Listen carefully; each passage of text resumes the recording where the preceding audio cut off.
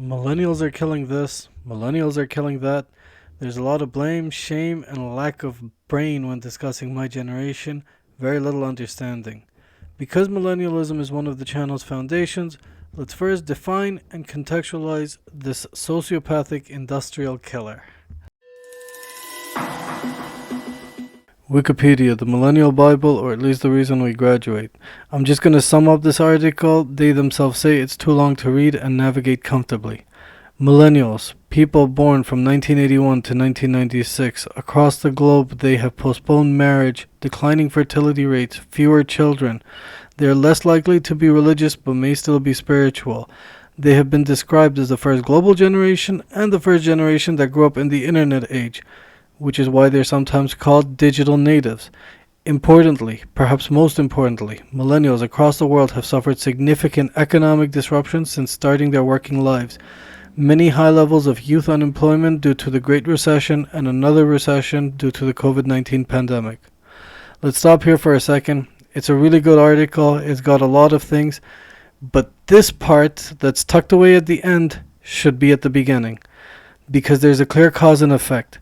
Because millennials suffered economic disruption, they then postponed marriage, had fewer children, and declining fertility rates. And also, they're probably less likely to be religious as a result of that economic instability and job crises, career crises. They are the first digital natives, but they're also the last of the mall rats. This is the last generation that grew up outdoors. Computers were still not portable. This is just a personal observation, but McDonald's and Friends. Every millennial ate at McDonald's, every millennial watched Friends, the TV show, whether they liked it or not. American millennials do not like the millennial label. They're not likely to identify with that generational term. Only 40%, 35%, 45%. The self-hate is very strong with millennials, as it was also found that millennials chose most often to define themselves with more negative terms such as self-absorbed, wasteful, or greedy. It's also important to note that terms like narcissist and entitlement primarily apply to white affluent teenagers. Black, Hispanic, and colored kids do not feel special because they don't have the same social and cultural capital, time, or resources. 66% of American millennials did not know what Auschwitz was. 42% of American millennials have never heard of Mao Zedong. Here, despite having a reputation for killing a lot of things, millennials are actually holding on to vintage, retro, old school stuff like Polaroid cameras, vinyl records, needlepoints, home gardening, canned food. Who knew? How economists have reached the conclusion that the rate of innovation and entrepreneurship has been declining across the Western world between the early 90s and early 2010s when it leveled off. One economist says the decline in entrepreneurship is concentrated among the smart. I disagree. I think it's among the rich. In terms of political views and participation, it's pretty interesting.